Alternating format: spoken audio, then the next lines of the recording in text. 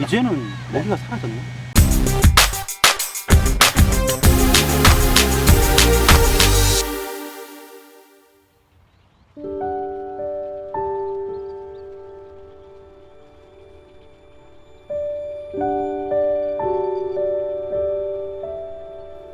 그러면 이제 조금 심각한 얘기를 한번 해보면, 심각한 건 없어요. 그러니까 이 남북 문제를 우리가 해결하려고 그러는데 지금 북한하고 미국이 안 풀리잖아요. 그러면 그 미국 입장은 알겠어요. 지금 뭐 충분히 얘기를 하셨고. 그러면 러시아, 중국, 일본 입장은 어때요? 일본은 미국 편을 들고 얘네들이 네? 갈라놨으니까 정확하게 반대를 말씀드리면 하고. 네. 미국보다도 더 네. 미국보다도 더 심각하게 한반도의 분단 체제를 필요로 하고 원하고 개입하려고 하는 게 일본이죠. 일본. 네. 일본의 한반도 전략은 대동아시아 전략이 한반도는 반드시 분단되어 있어야 됩니다. 네. 한반도 분할 체제는 일본의 대외 전략의 물적 토대 상수라 해야 돼. 기본이라 해야 돼. 그래서 돌지 말고 네네. 임진왜란때 이야기했죠. 네. 네. 임난 당시에 명나라한테 그들은 네. 39도선을 중심으로 평양은 위에 주고 39도선을 중심으로 네. 제안했다라는 네네. 청일전쟁 르일장 당시에도 네. 그 130~40년 전에도 그들은 38선을 중심으로 청에게를 너에게 북과 남을 나눠서 가자고 제안했다라는 네네. 거. 하여튼 뭐 일본의 외교 전략 300년, 200년 한반도 분할 체제는 기본 상수더라. 그건 기본이죠. 네. 러시아, 중국은 어떨 것 같습니까? 러시아, 중국을 말씀드리면요. 네. 우리가 북중 관계를 잘 볼 필요가 있어요. 네. 중국은 좀 알겠는데 북을 모르기 때문에 북중 관계가 이해가 안 돼요. 우리 그럴 수 미국 있죠. 잘 알잖아요. 네. 우리 미국 잘 알거든. 네. 근데 북을 모르기 때문에 북미 관계가 분석이 안 돼요. 맞잖아요. 그쵸. 북을 알아야 북중 관계가 알죠. 근데 우리도 모르는데 미국 애들이 알겠어요? 미국 잘 알죠. 나름 좀 안다고 하죠. 그래요? 북을 알면 북일 관계도 보입니다. 북을 알면 북중에 보내죠. 근데 네. 북을 모르기 때문에 이해가 안 되는 건데 이해한 네. 간에 중국은 한반도 평화의 질서가 진짜 필요해요? 엄청나게 필요합니다. 네. 중국은 알잖아요. 미국이 왜 저렇게 싸더니 뭐니 다 북을 빌미로 엄청나게 막 군사적 개념을 만들죠. 그렇죠. 누구를 압박하는 겁니까? 본인들을 압박하는 그렇죠. 거잖아요. 중국을 견제, 제재, 봉쇄하기 위해서 사실은 북을 명분으로 삼고 있잖아. 네. 사드를 그렇죠. 진짜 북측의 핵과 미사일을 위해서 사드를 전주에 갖다 놨을까요? 중국을 네. 레이더로 다 긁어버리기 위해서 그렇죠. 갖고 온 거잖아. 네. 중국은 전통적으로 미국이 이미 20년 전 이상부터 북한을 빌미로 자신들을 태평양 전략에서 남진아에부터 이렇게 공시하고 있다. 즉 베트남과 관계 정상을 해서 중국의 남측에서 중국을 압박하고 대만과의 관계 속에서 대만을 중심으로 압박하고 네. 북을 빌미로 사실은 한반도 남측은 중국 압박의 군사적 기지로 봐요. 네. 그런 입장에서 중국은 한반도의 평화가 미국이 자신들을 제재 봉쇄하지 못하는 한에 돌파가 된다고 보죠. 그런 측면에서 네. 여기의 평화를 진짜 지극히 원하고 있어요. 그런데 그들이 우려하는 건 하나 있죠. 한반도의 통일이 자신들한테 유리할 것인가 불리할 것인가 판단하겠죠. 네. 그럼 주변을 그런데 놓겠죠. 네. 북측은 이거에 대해서 굉장히 단호합니다. 북중 관계를 우리는 어떻게 보냐면요. 혈맹 관계 아이가 뭐 형제 지국이라고 그러던데 네. 보여지는 모습이고 그런 것도 있겠지만 본질을 들여다보면 의외일 수도 있겠지만 북은 네. 미국만큼이나 오히려 미국보다 더 중국을 견제합니다. 그래요? 도무지 이해하기 안 됩니다. 그렇죠. 그건 이해가 안 될 거예요. 네. 이게 북중 관계라는 거예요. 북의 입장에서 전통적으로 수백 년, 수천 년의 역사를 봤을 때 미국은 120년 역사밖에 안 됐잖아요. 그것밖에 안 되죠. 5,000년 역사 속에서 중국은 네. 바로 붙어 있잖아요. 그렇죠. 모택동, 김일성 시절에 그 중화인민공화국을 성립하는 과정 속에서 북측의 역할이 굉장히 크다라는 나라예요. 모택동 부대가 장개석 부대를 대만으로 쫓아내는 과정 속에서 현재의 북측의 역할이 컸어요. 네. 아주 결정적으로 컸어요. 네. 소위 말하는 중국 국민당군과 공산당군의 동북 삼성 전투에서 모택동 공산당군이 장개석 국민당 부대를 패퇴시키는 가장 결정적인 역할을 한 게 저 북측을 만든 그들이에요. 이 관계의 역사 우리는 몰라. 네. 모르죠. 근데 북측은 중화인민공화국을 만들 때 자신들의 피가 들어가 있다고 이야기해요. 맞는 이야기예요. 네. 그 전쟁에서 모택동이 국민당군을 대만으로 쫓아내고 중화인민공화국을 수립을 하고 나서 딱 1년 만에 네. 한국전쟁이 터졌어요. 1년 만에. 예. 다시 급해진 김일성은 중국 모 대통령에게 네. 도와달라 그러죠. 네. 당시에 팽덕회도 주얼레도 수많은 모 대통령의 보좌관들은 다 반대했어요. 우리가 지금 국민당군하고 몇십 년을 싸워가지고 이제 쫓아보냈는데 또 여기 이 전쟁 이거 미국과의 전쟁인데 우리가 너무너무 힘들겠다 반대해요. 그때 모 대통령이 아주 유명한 이야기를 하셨어요. 네. 한 문장이 나도 안다. 그런데 피값에는 네. 외상이 없다. 이 중화인민공화국이 어떻게 수립되는 피값에는 외상이 없다. 우리가 참전할 수밖에 없다. 이게 형제지국의 그 관계예요. 그래서 그들이 네. 그 전쟁에 참전하는 거예요. 이 북중 간의 역사를 보고 있으면은 네. 간단치 않구나 북이라는 게. 그러면서 북측은 다시 돌아와가지고 현재적 관점 속에서 그 어마어마했던 모택동과 그 시절이 있었잖아요. 네. 그 이후에 등소평 이후에 개혁 개방을 하는 과정 속에서 북측하고 굉장히 멀어졌어요. 예를 들어서 중국하고 소련이 우리하고 수교를 하잖아요. 네. 그런 과정 속에서 자신들도 미국과 수교를 했었어야 되는데 그렇죠. 못했잖아요. 못했지. 음. 두 번째 이런 거 있어요. 북측이 중국을 얼마나 좀 이렇게 견제하느냐 하면요. 중국이 1960년대, 50년대 말부터 60년대 초반에 중국이 핵을 무장하게 될 때 네. 당시에 미국과 소련은 중국을 전쟁으로 타격을 해야 된다고 판단했을 만큼 엄청난 군사적 긴장을 고조시켰었어요. 절대 중국은 가지면 안 돼. 네. 전 세계에서 유일하게 중국의 핵 보유를 공개 지지천명했던 게 북측이에요. 북한이요? 그런데 북측이 핵을 미국과의 전쟁 상황 속에서 자기들도 가지겠다 그랬는데 네. 중국은 미국 뒤에 숨어서 같이 제재하잖아. 사회주의 그러니까. 우방일까요? 아니면 뭘까요? 애매하네요. 그죠? 진짜 결정적인 사건. 네. 중국이 경제적으로 굉장히 컸어요. 네. 어마어마하게 뭐 G2를 이야기하잖아요. 네. 그런 과정 속에서 큰 우를 범한 게 하나 있어요. 중국의 동북 삼성의 역사 전체가 중국의 역사다. 동북 공정은 고구려의 역사, 고조선의 그 모든 것은 중국의 변방의 중국의 역사야라고 동북 공정을 네. 8년, 10년 전부터 했잖아요. 네. 15년 전부터. 이것을 결정적으로 북측은 어떻게 보느냐. 중국을 새로운 패권의 등장으로 봐요. 사회주의 네. 반제 연대성인데 네네. 어떠한 패권도 용납하지 않겠다라는 게 사회주의 국가들 간의 그건데 중국이 스스로 지금 본질하고 패권이 되고 있잖아. 그래서 북측은 중국을 너네들은 사회주의가 아니야. 힘을 가진 나라든 네. 약소국가이든 똑같이 공존하고 동등해야 되는데 너네들은 돈 좀 가졌다고 이제 다시 패권을 얘기하면서 동북공정 즉 동북의 역사가 고구려 역사가 니네들 역사라고 그것을 어떻게 생각했어요 북측은? 그래서 북측은 중국을 아주 어마어마하게 경계합니다. 이게 북중 관계의 본질이에요. 우리는 북중 관계를 단순하게 뭐 한미 관계처럼 보잖아요. 그렇죠. 우리가 미국과 관계 속에서 이런 불평등 관계처럼 북은 중국에게 한마디도 못하는 아주 불평등 관계로 보죠. 네. 그 여길 수 있습니다. 명분에서. 명분에서. 명분에서. 너네들은 사회주의를 얘기했어. 니들이 사회주의라고 보지 마라. 그래서 동가진 때문에 이거를 보면은 북중 관계 속에서 네. 중국에서 이미 많이 이야기했어요. 우리가 미국이 야 니네들 북을 좀 어떻게 좀 해봐라 그랬을 때 중국은 공식적인 답변을 항상 했었어.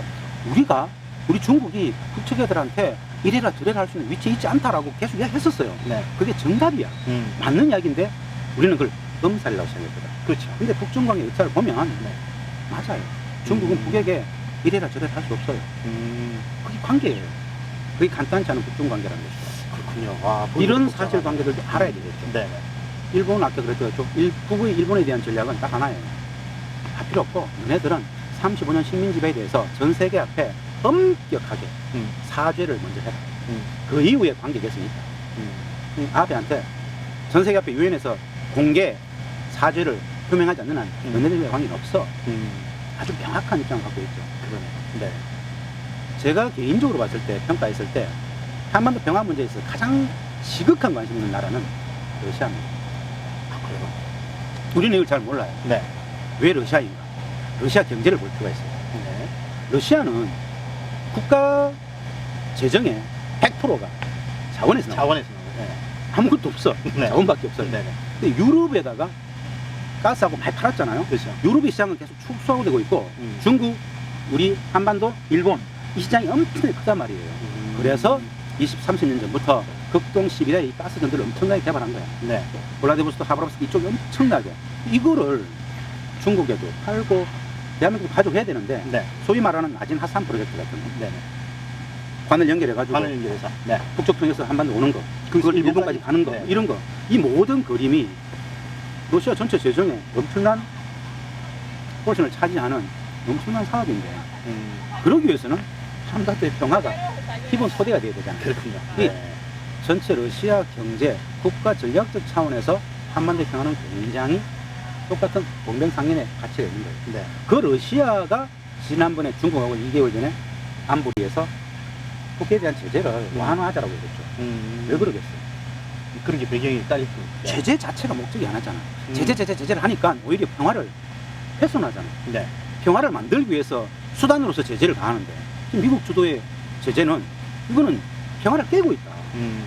그래서 평화를 위해서 일정 부분 제재를 완화할 필요가 있고 북측이 지난 시기 동안 핵미사일 시험 안 했을 때 인광고가 뭔가 반대급을 줬어야 되는데 안 줬지 않느냐. 네. 그래서 제재 완화하자 그랬어요.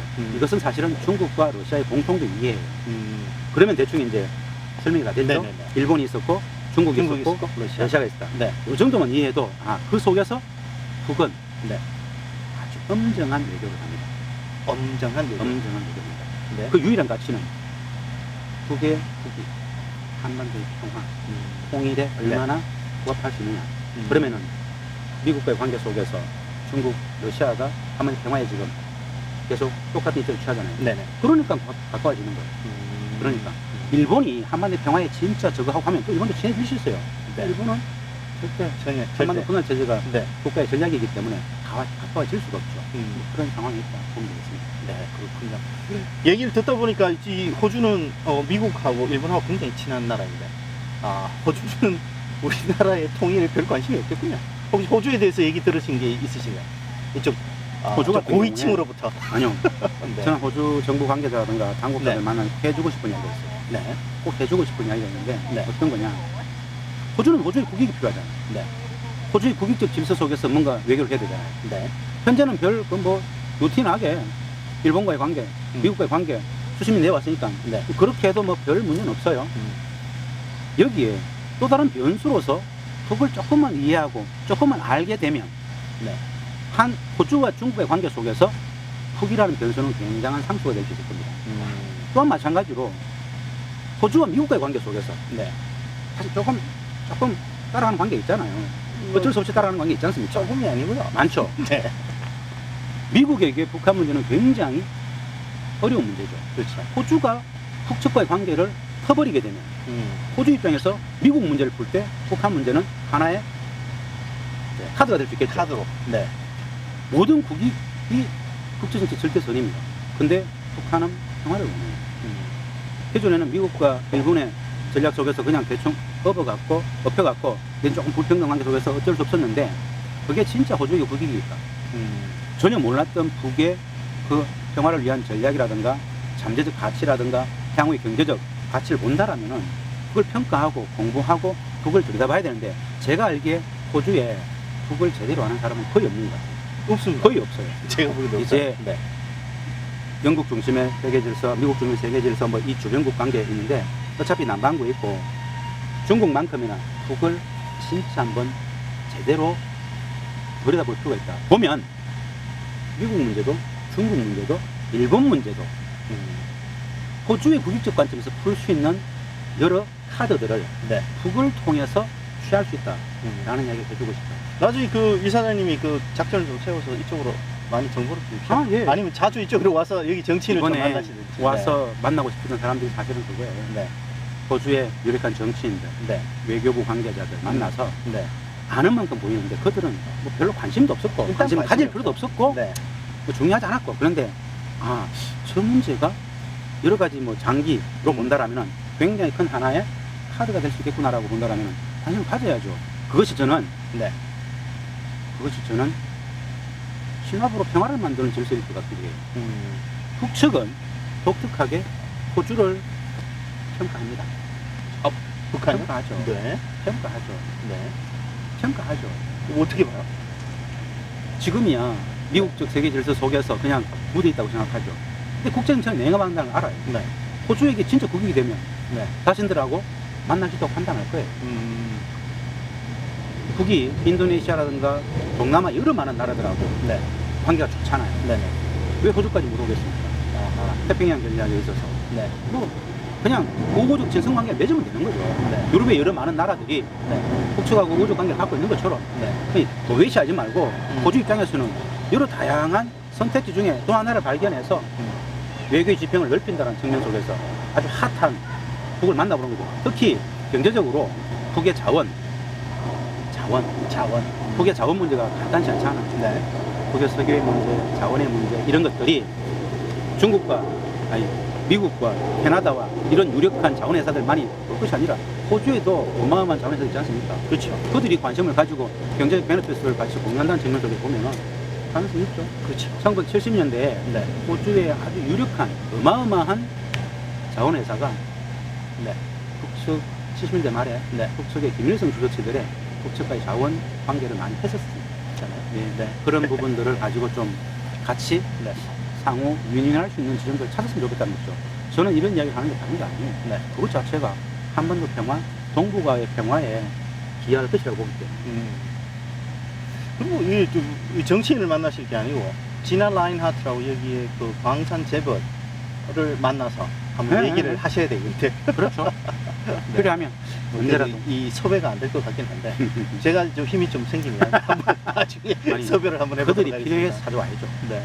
그러니까 이 정치인, 경제인들이 확 할 수 있는 네. 뭐 키를 하나를 우리가 이렇게 개발을 할 필요는 있을 것 같다는 생각은 들어요. 그냥 가서 알아봐야 되지 않냐 이런 이렇게, 막연한 게 아니고 이렇게 완전히 이렇게 뭐 딱 던지면 확 물 수 있는 어떤 걸 하나를 만들어야 될 것 같아요. 북측의 자원이 간단치 않은 굉장한 이슈다. 북측은 자본주의 국가가 아니었기 때문에 그렇죠. 막 개발하고 이러지 않았다. 도화지처럼 백제처럼 자기 자급자족이 가리킨 게 속에서 그냥 있다. 먼저 들어가는 게 인자다. 그 기회를 네. 포착하는 것. 네. 어려운 시기에 관계를 모색하는 것. 그 어려움 속에서 관계를 모색한 것에 대해서 더 큰 베너핏과 신뢰를 가지게 될 것이다. 네. 그런 소위 말하는 동양적 정의 문화가 음. 가장 강한 나라가 북이다. 그들은 네. 그런 자원 해결할 때 돈 중심적 사고를 하지 않을 것이다. 이것을 통해서 진짜 호주와의 신뢰관계를 만들 수 있어라고 생각한다면 그보다 더 중요한 가치인 그 신뢰를 위해서 뭐라고 할 사람들이니까 그 정서를 북을 알게 되면 네. 굉장한 기회를 만들 수 있을 것이고 외교적으로도 여러 기여를 할 수 있습니다. 그 말들 꼭 해주고 싶죠. 네. 잘 모르니까 겁니다. 그렇죠. 하여튼 저희들이 열심히 여기서 활동을 해서 조금 힘을 쌓은 다음에 얍. 저희 유명 정치인들과 그런 경제인들을 이렇게 섭외할 수 있는 그런 길을 만들어 보도록 하겠습니다. 근데 지금 한국 커뮤니티가 그렇게 크진 않아서 힘이 그렇게 없습니다. 지금은. 호주에 계시는 교민들한테 네. 제가 전 세계 어디를 가더라도 늘 드리는 말씀 드리고 싶은 게 있어요. 네. 미주 지역을 돌아보고 유럽 지역 여러 나라를 돌아보고 동남아 참 많이 교포 사회를 가서 만나서 강연도 하고 합니다. 네. 주로 가서 저는 이제 교포들도 만나지만 지역에 그 나라의 정치인들, 의회 의원들, 관계자들 많이 만나는데 우리 교포분들한테 꼭 드리고 싶은 말이 뭐냐? 민주평통도 있고 참 많은 곳이 있는데 뭐 공공외교를 간다 막 이런 거 하는데 진짜 외국은 그 나라 속에서 아주 안정적으로 접근하고 그 나라의 시민권을 가지든 영주권을 가지든 뭐 관계없이 그 나라 주류 정치 그룹에 어필될 수 있는 역량을 갖고 가는 거예요. 네. 교민사회끼리 화합하고 단합하고 뭐 이렇게 그런 친목 도모를 하는 것은 기본이고 그건 기본이고 네. 그게 궁극적 목적이 아니고 네. 호주에 계시면 호주의 정치인들에게 관계를 두고 도네이션도 하고 투표권도 가지고 브루핑을 하고 투표권을 모아가지고 정치력도 신장하고 진짜 그것이 애국이지. 네. 교민사회 속에서 뭐 무슨 회장 무슨 뭐 이런 거 말고 네. 교민사회 속에서의 지위가 아니고 그렇습니다. 교민사회 속에서의 지위는 다 헌신 봉사하는 자리이고 네.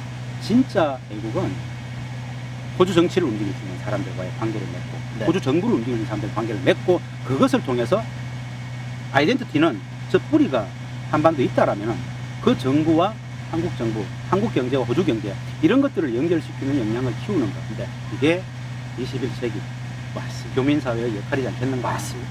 그 말씀을 꼭 좀 드리고 네. 싶어요. 제가 이 팟캐스트를 하는 이유가 거기 있거든요. 아, 그래요? 네. 일단 가장 완벽한 호주 사람이 되고 네. 그 본질의 아이덴티티를 한국과의 우호 친선 관계를 만들어갈 수 있는 것. 교민사회끼리 안에서는 진짜 헌신 봉사하는 자리에 권리와 권위가 아닌 다 내려놓고 봉사하고 어디나 그- 똑같습니다. 예, 그랬으면 좋겠다는 생각이 듭니다. 공동체의 성원으로서 공동체의 맞습니다. 성원이 되어야 되죠. 그렇습니다. 네. 중요합니다. 중요합니다. 그렇구나. 또 여와서도 보면 그러면 안 되죠. 그렇죠. 근데 호주 저는 공동체에. 조금 그 정부나 이쪽에서 기업의 도움도 필요하다고 생각해요. 자, 일본에서는 요번에 불이 났잖아요. 비행기 2대 하고 응급 요원 80명을 파견했습니다, 이쪽으로. 근데 한국은 어떻게 했냐면 돈 100만 불 주고요.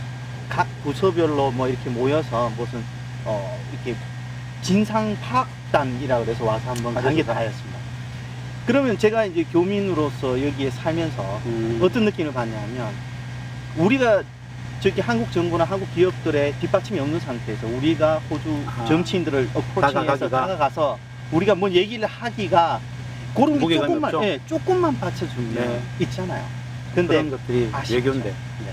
그런 게 외교인데 한 정부의 그런 좀 이렇게 액티브한 거를 해줌으로 해서 예. 여기 있는 교민 커뮤니티가 힘을 받아서 그걸로 해서 좀 더 로컬로 더 나갈 수 있는 힘이 된다는 생각을 하거든요. 그래서 만약 정부 관계자께서 이걸 보면 좀 신경 좀 사실은 써주셔야 그런 게 네. 외교부나 네. 코이카 코트라 뭐 많은 곳에서 네. 우리 대사관에서 기획하면 참 좋았을 텐데 그렇죠. 뭐 아쉽고 이후에 네. 또 또 기회가 있겠죠. 적극적으로 고민하고 네. 했으면 좋겠네요. 네.